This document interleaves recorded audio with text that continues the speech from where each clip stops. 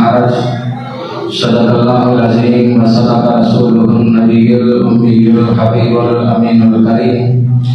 दुरूद पाक अस्सलातु वस्सलामु अलैका या सय्यदी या रसूलल्लाह व अला आलिका व अस्हाबिका या हबीबल्लाह।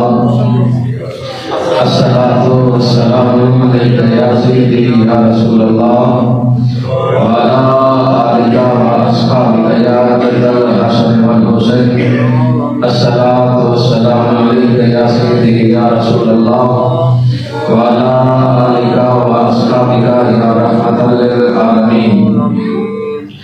बाद सुना नबी पाक सल्लल्लाहु तआला अलैहि वसल्लम की पाक और मुकद्दस बारगाह में हदीये अकीदत पेश करने के बाद काबिल सब एहतराम बुजुर्गों, दोस्तों, बरादरान इस्लाम, दुआ है अल्लाह ताला मेरी और आपकी हाजिरी को कबूल फरमाए। मेरे समेत तमाम के वालिदैन की अल्लाह ताला कामिल बख्शिश और मग़फ़िरत फरमाए।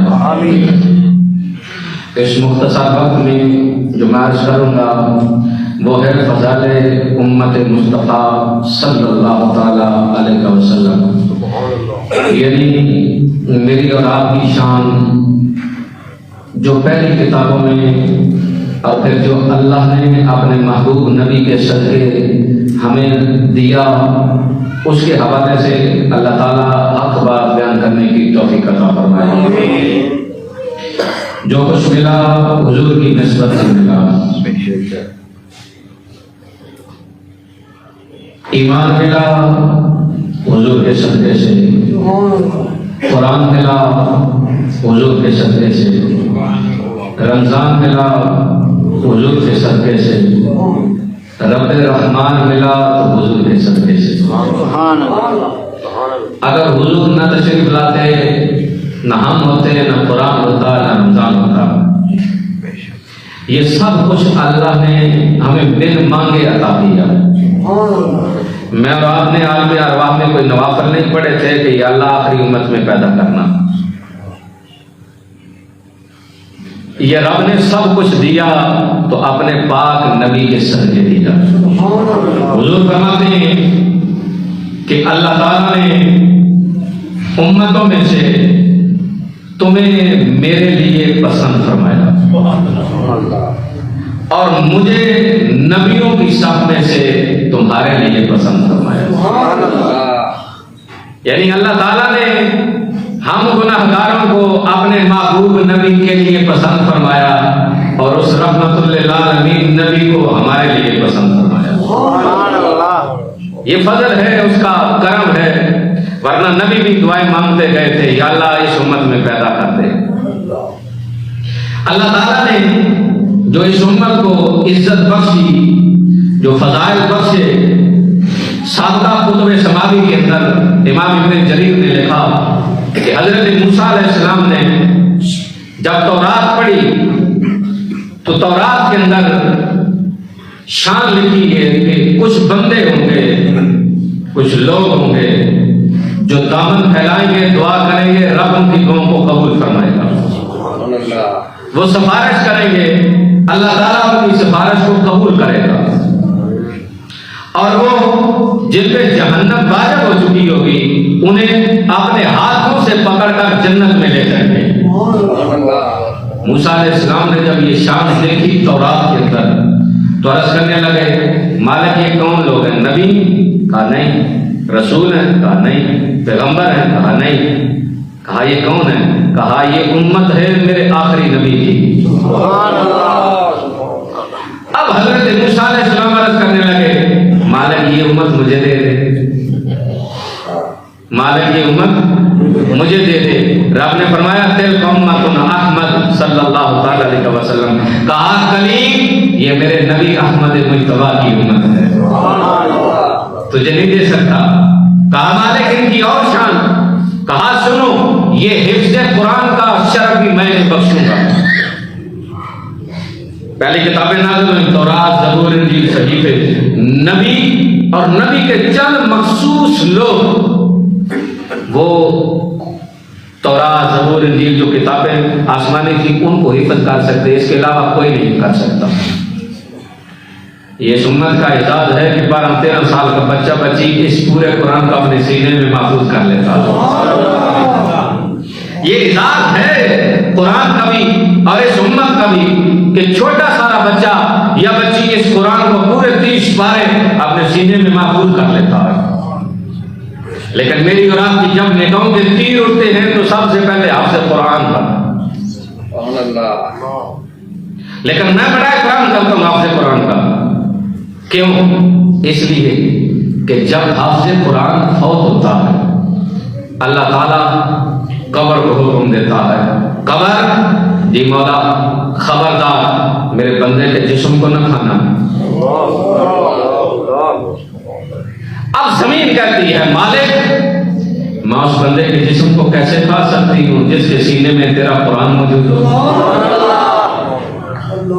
तो ये ना देखें कि ये कौन है, ये देखें कि इसके सीने में क्या है। इसलिए कुरान का एहतराम जरूरी है। तो फिर अल्लाह ताला हिफ्ज़ कुरान की दौलत इस उम्मत को बख्शता है कि छोटे सारे बच्चे भी इस कुरान को 30 सिपारों को अपने सीने में महफूज कर लेते हैं। कहा मालिक ये उम्मत मुझे दे दे। कहा तिल्का उम्मतुन अहमद, मेरे कलीम ये उम्मत मैं तुझे नहीं दे सकता, ये मेरी अहमद मुज्तबा सल्लल्लाहु अलैहि वसल्लम। कहा मालिक और कहा इन्हें मैं तीसरी फजीलत ये अता करूंगा, नेक अमाल पे कसरत का सवाब अता करूंगा। नेक अमाल पर कसरत का सवाब अता करूंगा। किस तरह?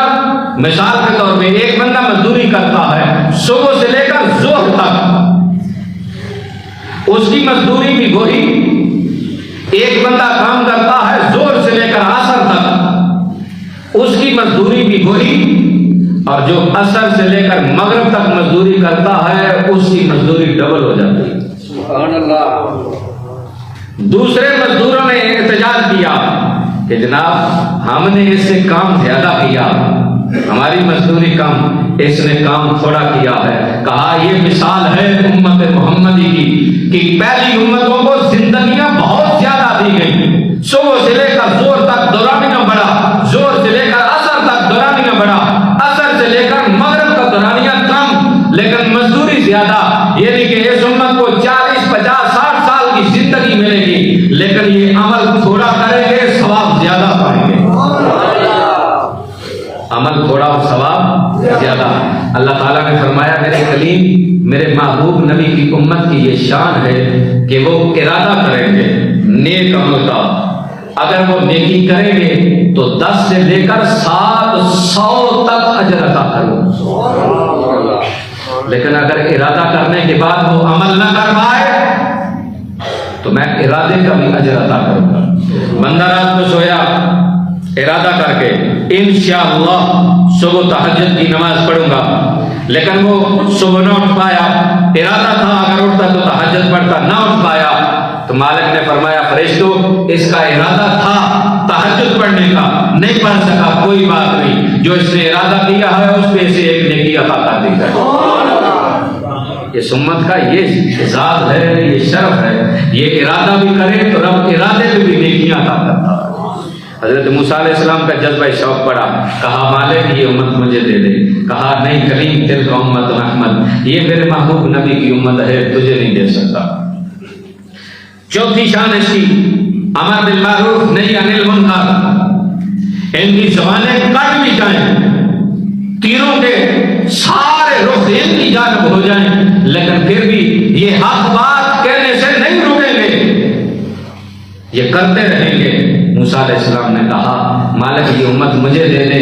कहा कलीम ये तुझे नहीं दे सकता। कहा मालिक दे दे। हजरत इमाम मालिक रहमतुल्लाह तआला अलैह खलीफे ने कहा कि कहो कि कुरान मखलूक है, फतवा दो। कहा नहीं दे सकता। कोड़े मारे, कैद करवा दिया, रोजाना कोड़े मरवाता है और कहता है पूछो इमाम मालिक से फतवा देता है कि नहीं कि कुरान मखलूक है। शहर के अंदर घुमाया गया, इमाम मालिक ने कहा खलीफा सुन ले, मालिक की जान तो जा सकती है लेकिन आखिरी फैसला भी यही होगा, कुरान मखलूक नहीं, कुरान कलामुल्लाह है, मेरे रब का कलाम। जमाने कट जाए, जिस्म कट जाए, लेकिन फिर भी हक बात कहने से नहीं रुकेंगे। कहा मालिक ये उम्मत मुझे दे दे, कहा नहीं ये उम्मत है मेरे अपने नबी मोहम्मद रसूलुल्लाह सल्लल्लाहु अलैहि वसल्लम। यारो अभी ये उम्मत आई नहीं, ये उम्मत नहीं आई, लेकिन इस उम्मत के तज़किरे पहली किताबों में मौजूद है, इनकी शानें बयान की जा रही हैं। कई साल पहले की बात है, हजरत मूसा अलैहिस्सलाम का जमाना है, लेकिन फिर भी अल्लाह ताला ने तज़किरे इस उम्मत के किए।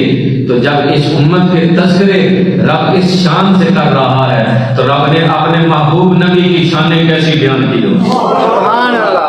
यानी उम्मत की इतनी शान बयान की जा रही है कि मूसा कलीमुल्लाह अलैहिस्सलाम जैसा नबी कह रहा है मालिक ये उम्मत मुझे दे दे। फरमाया नहीं। अब हजरत मूसा अलैहिस्सलाम का जज्बा शौक बढ़ा, कहा मालिक अगर उम्मत नहीं देता तो फिर मेरी दुआ तो कबूल करना, फिर मुझे, यानी मूसा अलैहिस्सलाम कहते हैं अगर महबूब नबी की उम्मत नहीं देता, उनकी इतनी शानें हैं, तो फिर मालिक मुझे यानी मूसा कलीमुल्लाह अलैहिस्सलाम को मोहम्मद का उम्मती बना सके। तो हमने तो मांगा ही कुछ नहीं यार, हमें तो बिन मांगे सब कुछ मिला है। किसी ने ये नहीं मांगा था कि मालिक आखिरी उम्मत में पैदा कर, लेकिन रब ने ये सारी शानें दी हैं, तो किसके सदके? सदके मोहम्मद के सल्लल्लाहु ताला अलैहि वसल्लम। मेरे करीम आका अलैहिस्सलातु वस्सलाम आखिरी उम्र बाक है, अली है बीमार है, इजराइल आते हैं दरवाजे पे, आकर दस्तक देते हैं। अंदर से हजरत फातिमा ज़हरा सलामुल्लाह अलैहा पूछती हैं कौन है दरवाजे पे? ये नहीं कहा मैं मलकुल मौत आया हूं, मौत का फरिश्ता आया हूं। जिस तरह ये पुलिस आती है, कौन है दरवाजा? ऐसा जो आए हैं दरवाजा खोलो, तलाशी लेनी, यानी प्रेशर बनाना। वो प्रेशर के लिए तो आया नहीं था, वो तो मोहम्मद के घर वालों की नौकरी के लिए आया। कहा कौन हो? कहा राबी देहाती हूं, आपके बाबा की तबीयत के बारे में पूछना था। कहा मेरे बाबा आराम कर रहे हैं, लौट जाता है। क्यों? हजरत मूसा अलैहिस्सलाम के बारगाह में इजराइल आए, आकर आते ही न सलाम न दुआ, कहा जी मैं मलकल मौत हूं, मौत का फरिश्ता आया हूं। मूसा अलैहिस्सलाम के मन में पता नहीं क्या आया, रख के थप्पड़ मारा उसके मुंह पे, आंख का डेला निकाल के बाहर रख दिया। अब रब नोटिस लेता ना अगर नबियों के इख्तियार नहीं, जिस तरह लोग आज कहते हैं कि नहीं नहीं सारे बराबर ही मरते हैं, तो जनाब बराबर मरते हैं। तो आज तक मैंने तो किसी को नहीं देखा कि इजराइल आया हो तो उसने थप्पड़ मारा हो या दरवाजे पे आया हो उसने इजाजत मांगी हो। अब रब नोटिस ले लेता, हजरत मूसा अलैहिस्सलाम को बुलाता, पूछता कि आपने हमारे कानून के अंदर, कानून खुदावंदी के अंदर क्यों मुदाखलत की है? मौत का वक्त था, आपने फरिश्ते को क्यों मारा है? हमारा नुमाइंदा था, नोटिस लेता, नहीं लिया। पूछा इजराइल क्या हुआ? कहा मालिक उसके पास भेजा है जो मरना ही नहीं चाहता। कहा क्या हुआ? कहा मैंने मौत का पैगाम दिया, उन्होंने थप्पड़ रख के मारा। कहा तो फिर तुम्हें भी तो थोड़ा ख्याल करना चाहिए था ना, ध्यान से जाता, एहतराम से जाता, पहले कोई सलाम दुआ करता, इजाजत मांगता, फिर जाकर मौत का पैगाम सुनाता। तुम्हें जाने सार छोटे होना मैं मौत का फरिश्ता आया जी, ते पता नहीं वो हमारा जलाली नबी है। कहा इधर आओ, पहले भी यहाँ हमने दी है, आप भी हम देते हैं, जाओ। कहा मालिक जाऊं? डरा हुआ था ना, जाऊं? कहा नहीं, जन्नत में जाओ, जन्नत से तुम लो लेकर जाओ और पहले सलाम करना, फिर कहना रब कह रहा है इसकी पुष्ट पे हाथ फेरो, जितने बाल नीचे आ गए इतने 100 साल जिंदगी मिल जाएगी। अगर मौत की घड़ी मुकर्रर है तो फिर नबियों के लिए रब तो ज़ाब्ते भी बदल देता है। ये मेरे और आपके लिए कि न घड़ी आगे न पीछे। वो काना माशरूम में गया, वहीं पे मलकल मौत ले गया। मुल्ला जी बेड पे सोए होते हैं, फरिश्ता उसको ही ला जाता है। यार बंद दरवाजे, न कोई रोशनदान न कोई खिड़कियां, पता चलता है जनाब अल्लाह प्यारे हो गए ना, उसे इजाजत की जरूरत नहीं। अब फरिश्ता गया जन्नत में, वहां से जुम्बा लिया, आया, दूर खड़ा होकर कहने लगा अस्सलाम वालेकुम या नबी अल्लाह। रब कह रहा है ऐसे ऐसे करें। फरमाया हमारा जिंदा रहने का कोई प्रोग्राम ही नहीं। दूर खड़े होकर कहने लगे हुजूर अगर प्रोग्राम नहीं था तो ये प्रोग्राम क्यों किया? कहा तुझे अदब सिखा रहे थे। कहा क्यों? कहा जिस तरह मेरे दरबार में आए हो, मेरे बाद तो नबी आएगा जिसका नाम मोहम्मद रसूलुल्लाह। जिस तरह तुम मेरे दरबार में आए हो इसी तरह अगर उसके दरबार में गए तो मैं तुम्हें बताता हूं सिर्फ रब अदब नहीं सिखाएगा, तेरा मकाम मर्तबा तबाह बर्बाद कर डालेगा। अमल करना होता मेरे पास नबी के दरवाजे पे आता, वही मंजर सामने है। बड़े एहतराम के साथ आकर दरवाजे पे दस्तक देता। ये भी नहीं कहता कि मलकल मौत आया हूँ, इजराइल का फरिश्ता आया हूँ। अंदर से हज़रत फातिमा ज़हरा सलामुल्लाह अलैहा पूछती है कौन है दरवाजे पे दस्तक देने वाला? कहने लगा बीबी शबा अरबी देहाती आया हूँ, आपके बाबे का पता लेने आया हूँ, कैसी तबीयत है? कहा मेरे बाबा आराम कर रहे हैं। वापस लौट जाता, दूसरे दिन फिर आता, दरवाजे पे दस्तक देता। हज़रत फातिमा ज़हरा पूछती है कौन आया दरवाजे पे दस्तक देने वाला? कहने लगा रबी देहाती आया हूँ, आपके बाबे की तबीयत के बारे में पूछना था। कहा मेरे बाबा आराम कर रहे हैं। वापस लौट जाता, या तीसरा दिन आता, दरवाजे पे दस्तक देता। हज़रत फातिमा ज़हरा ने पूछा कौन आया दरवाजे पे? कहने लगा मारा भी देहाती आया हूँ, मेरे पाक नबी सल्लल्लाहु अलैहि वसल्लम का थोड़ा पता हुआ। पूछा बेटा फातिमा कौन आया दरवाजे पे? कहने लगी बाबा 3 दिन हो गए कोई अरबी देहाती आता, आपकी तबीयत के बारे में पूछता। जब मैं बताती हूँ मेरे बाबा आराम कर रहे हैं, वापस लौट जाता। मेरे पाक नबी की आंखों में चम चम आंसू जारी हो गए। फरमाया बेटा ये कोई इजाजत लेने वाला नहीं, ये तो वो फरिश्ता जो बेटियों से बाप लेकर चला जाता। ये तो वो फरिश्ता जो बेटियों से बाप लेकर चला जाता या बापों से बेटियां लेकर चला जाता। बेटी से इजाजत की जरूरत नहीं, अगर अंदर नहीं आ रहा तो सिर्फ तेरे पर्दे का हया करके बाहर खड़ा हो,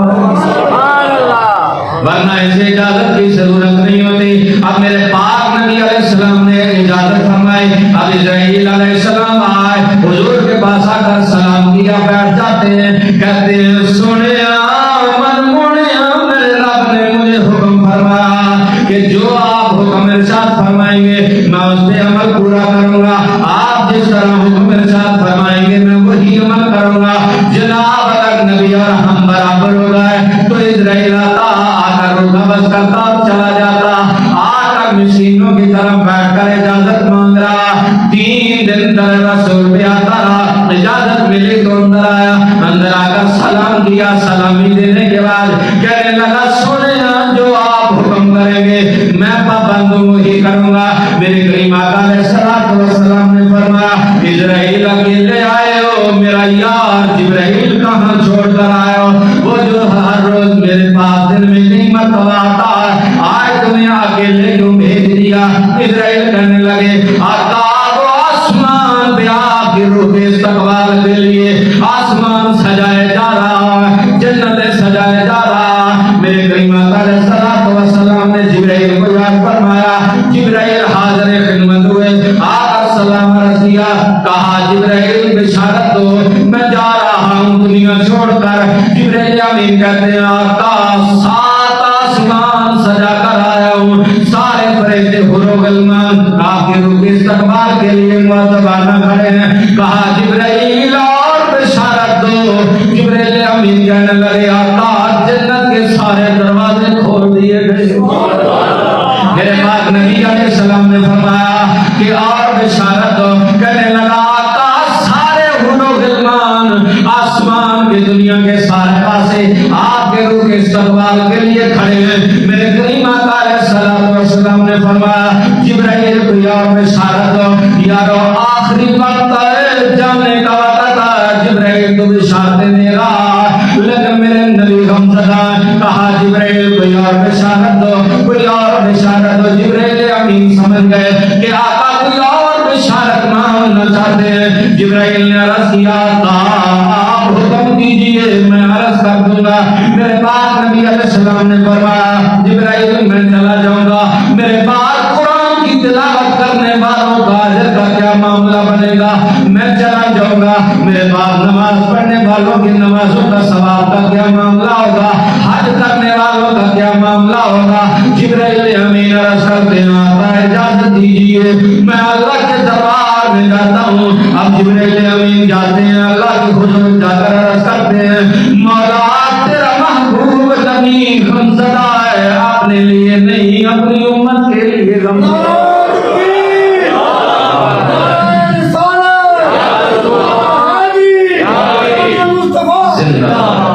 जिब्राइल अमीन या रसिया मौला तेरा पाक नबी अपनी उम्मत के लिए गमज़दा। आज इतनी लंबी दाढ़ियां, इतने लंबे तरे और नबी की जात के बारे में बकवास करते हैं, हया नहीं आते। नबी ना अपने लिए ना अपनी आल के लिए गमज़दा, ना अपने किसी मामलात के लिए गमज़दा। अगर नबी गमज़दा है तो मेरे और आपके लिए गमज़दा। कहा जिब्राइल जा मेरे महबूब नबी से बिशारत दो, जाकर खुशखबरी दो, जाकर मेरा सलाम कहना और कहना मेरा सोना महबूब जा इत्मीनान से हमारे पास आ जा, रहा मामला आपकी उम्मत का तो सुनो, जब तक आप पहले जन्नत में नहीं जाएंगे आपकी उम्मत जन्नत में नहीं जाएगी। रब ने जन्नत सबके लिए हराम कर दी है। पहले आप जाएंगे फिर आपकी उम्मत जाएगी, बाकी सब बाद में जाएंगे। तुमने सोचा कि हमारे नमाज पढ़ने से हमें जन्नत मिलेगी? रब्बे काबा की कसम तेरी और मेरी नमाज तो बेहयाई से ना रोक सकेगी। इन्ना सलात तन्हा अनिल फहशाई वल मुनकर, कुरान सलाह दे रहा है नमाज बेहयाई और बुरे कामों से रोकती है, लेकिन हमने सजदे पे सजदे किए लेकिन हमारे सजदे तो बेहयाई से ना रोक सके। फिर कुरान तूने अपनी दुकान के अंदर बैठकर पढ़ा, सूरह यासीन पे पढ़ता और पढ़ता चला गया, लेकिन तेरे कुरान ने तुझे नाप तोल की कमी से बाज न रखा। फिर तूने कहा तस्बीहात पढ़ने से क्या हमारी शक्लें बदलने से बच गए? नहीं, ये सब कुछ कर्म हुआ है तो सदका मोहम्मद का। बनी इस्राइल की कौम गुनाह करती है, रात की तारीकी में शक्लें बदल जाती, गुनाह करते हैं, सुबह उठते हैं पेशानियों पे लिखा होता है, सुबह उठते हैं मेन दरवाजे पे लिखा होता है ये बदकार है, इसने कौन सा जुर्म किया। पर मेरे पाक नबी अलैहिस्सलाम ने दामन फैलाया, मालिक मेरी उम्मत गुनाह करेगी, इनकी शक्लें न बदलना, मालिक मेरी उम्मत गुनाह करेगी, इनके चेहरों पे न लिखना, मालिक मेरी उम्मत गुनाह करेगी, इनके दरवाजों पे न लिखना। कहा महबूब हम तुझे खुशखबरी देते हैं, न शक्लें बदलेंगे, न पेशानियों पे लिखेंगे, न दरवाजों पे लिखेंगे, मालिक ये मामला आखिरत पे डाल देना। हम बच गए इस कायनात में, शक्लें बदलने से, पेशानियों पे लिखने से, दरवाजों पे लिखने से बच गए। अब मामला आया आखिरत का। रब ने फरमाया मेरा महबूब 70,000 बगैर हिसाब अपनी उम्मती जन्नत में ले जा। कहा मरा नहीं। हज़रत इब्राहीम अलैहिस्सलाम ने जो खलीलुल्लाह है, जिन्हें रब ने कहा ये मेरा यार नबी है, वो यार नबी कह रहा है, 13वां पारा कुरान गवाह है, मालिक जो फर्माबरदार ताबेदार हैं वो मेरे, जो गंदे और गुनाहगार हैं वो तेरे। अल्लाहु अकबर, यार खलील है, कुरान गवाह है, सलाह दे रहा है। हजरत ईसा अलैहिस्सलाम ने कहा मालिक जो नेकोकार वो मेरे, जो गुनाहगार हैं जिनको तूने जहन्नम में डालना है वो तेरे, सदके मदनी तेरे। कहा या अल्लाह जो नेक है वो तेरे, जो गुनाहगार है वो मोहम्मद के खातिर।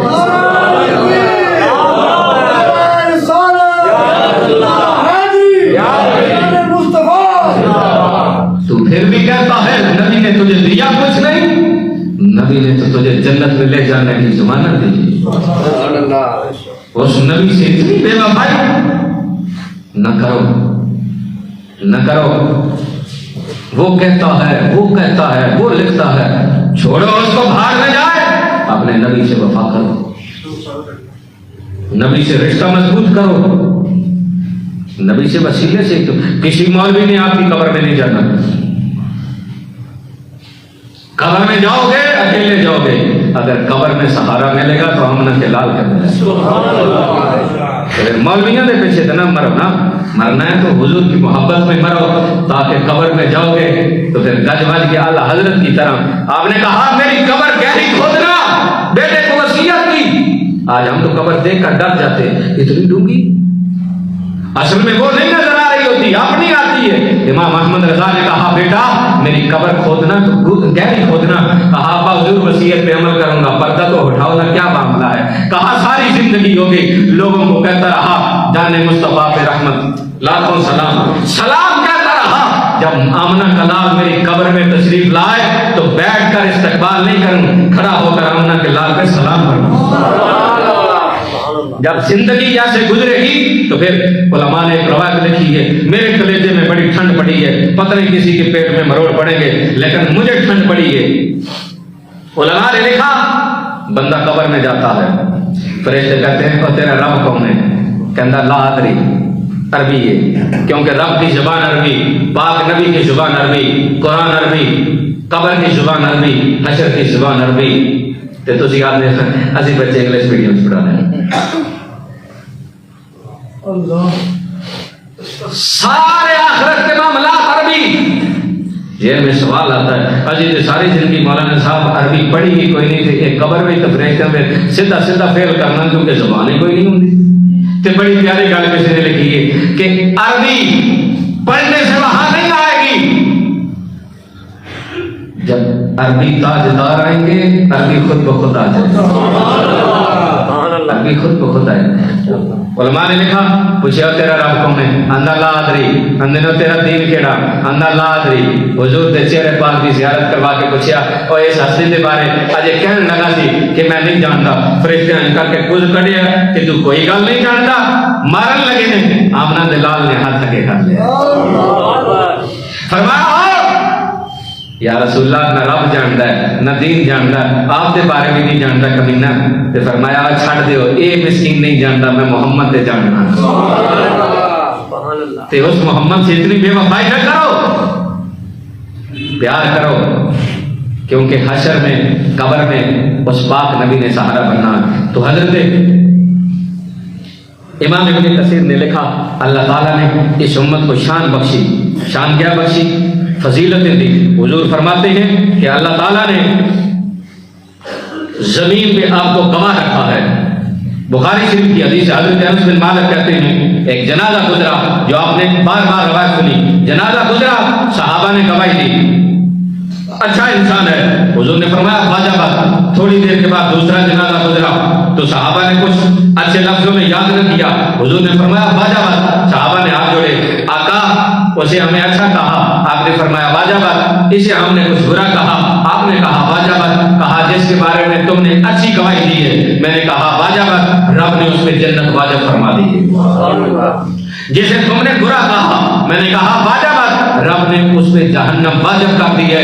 इसीलिए मेरे करीम आका अलैहिस्सलातु वस्सलाम ने उम्मत का दर्द रखते हुए कहा और यारो जो मर जाए उसे अच्छे लफ्जों में याद किया करो, उसे हजार ऐब हो उसमें वो छोड़ दिया करो, जो उसकी अच्छी खूबी भलाई नजर आती है लोगों को वो बताया करो, ताकि अच्छी गवाही हो जाए। फर्श वाले अच्छी गवाही देते हैं, अर्श वाला उस गवाही को कबूल कर ले। मेरे करीम आका अलैहिस्सलातु वस्सलाम ने फरमाया तीन चीजें जो मेरी उम्मत को अता की गई वो दूसरी उम्मतों को नहीं दी गई। सबसे पहले जो तरीका है नमाज है, इबादत का तरीका है, ये मेरी उम्मत को वो दिया गया जो फरिश्तों का तरीका है, जो फरिश्तों का कयाम करना, रकू करना, सजूद करना, ये तरीका, ये साफबंदी, ये फरिश्तों की इबादत का तरीका था। मेरे पाक नबी जब मिराज पे गए थे ना तो पसंद आया, कहा सोना महबूब जाओ आपकी उम्मत पे ये नमाज फर्ज कर देता हूँ, आपकी उम्मत नमाज पढ़ेगी ना, पढ़ेगी अपनी नमाज सवाब फरिश्तों का भी पाएगी। कितनी नमाज़ फर्ज हुई थी? 50। कितनी? 50। 50 में से 5 रह गई। मेरे पाक नबी अलैहिस्सलाम ने थोड़े गमजदा हुए कि यार 50 नमाज़ां होंदियां, उम्मत पढ़ती सवाब ज्यादा पांदी है।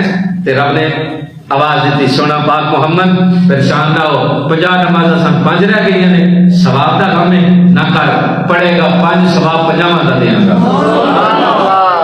पढ़ेगा 5 ते सवाब 50 दा देगा। इस उम्मत दे एवें मारे न्यारे हुए, लेकिन हमने फिर भी दीन से और अपने पाक नबी से बेवफाई की। हुजूर फरमाते हैं मेरी उम्मत को ये एजाज मिला कि जो तरीका फरिश्तों की इबादत का था वो मेरी उम्मत को मिला।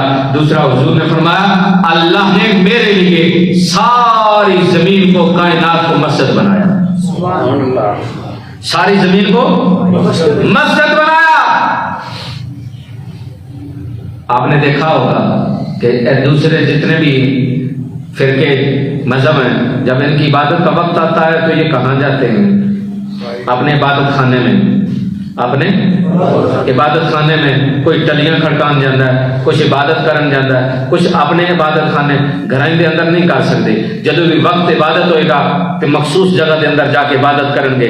सदके मदनी तेरे फरमाया तू घर पढ़ रब कबूल करेगा, तू बाजार पढ़ रब कबूल करेगा, तू खेत के अंदर पढ़ रब कबूल करेगा, और कबूलियत के अंदर शक नहीं आएगा।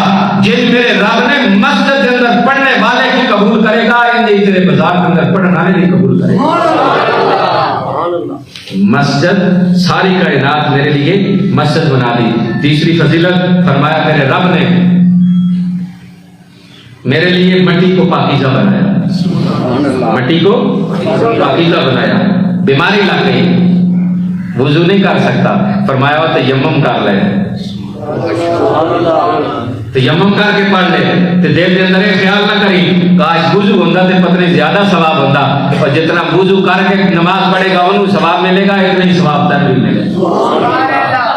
एक इज्जत है, ये शरफ है इस उम्मत का कि अल्लाह ताला ने जो कुछ दिया अपने पाक नबी के सदके में दिया, जो कुछ दिया अपने पाक नबी के सदके दिया। अपने नबी से वफा करो, मोहब्बत करो, अल्लाह ताला मोहब्बत की तौफीक अता फरमाए। आमीन सुम्मा आमीन व आखिर दावाना अल्हम्दुलिल्लाहि रब्बिल आलमीन।